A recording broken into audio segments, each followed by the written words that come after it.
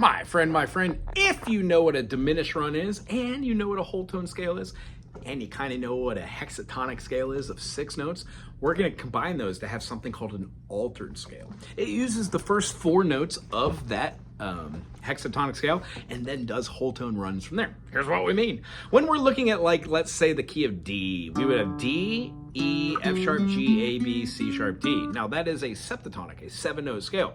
We're not looking for 8 notes like octatonic, 7 notes. We're looking for 6-note scale, but then we're going to add whole tone preferences, so it hypothetically does become one. We're going to do, let's look at it through the, how about this? We'll explain it through the eyes of C, and then we'll move it up a whole tone. C, C, D, E, F, G, A, B, C. When we go from C to C sharp, that is a half step. A whole tone from that would be D sharp, and then a half tone would be the E. So we've already established we're doing half, whole, half. After this, we're going to be playing all the way up to our next note, the F sharp. However, we're not going to be going the traditional half step, which would have been consistent of doing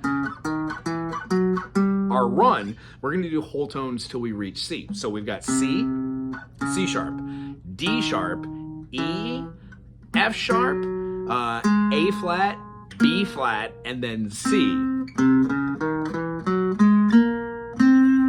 Interesting how that works, isn't it? We're able to get that awkward tension.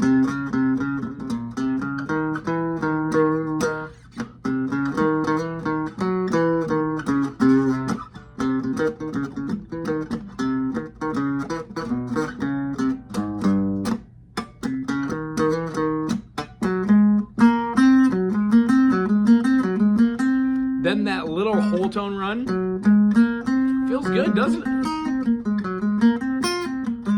Have a lot of fun with it. Play with different notes that are inside, outside the box, and have fun using phrasings. The only way and the best way that you could learn this is by playing those, getting your fingers on. So if we know how to play C, C sharp, D sharp, E, F sharp, G sharp, A double sharp, and then up to C. No, A sharp, yeah.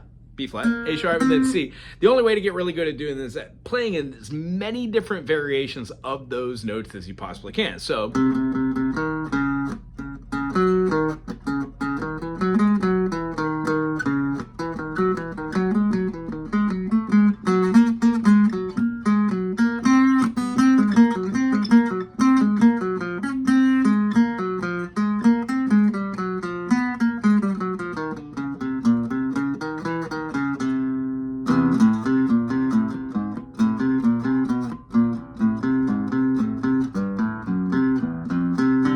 when you get used to where those notes are for a particular key, you start seeing your chords like an F sharp diminished or your C diminished as part of being something cool.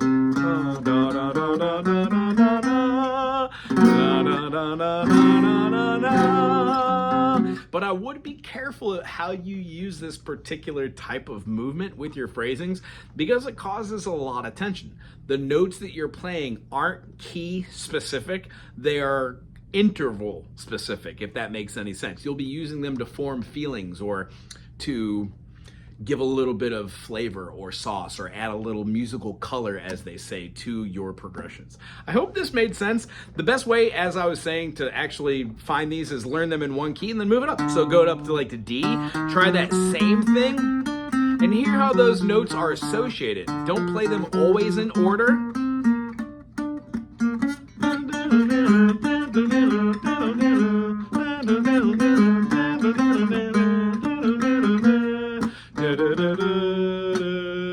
And I just naturally do it on my own while thinking in my brain, but if you can hum along with what you're playing, you just become that much more in tune with it. I hope you had a great time today, as much as I did. Thumbs up, subscribe, put something cool in the comment section, and we'll see you soon.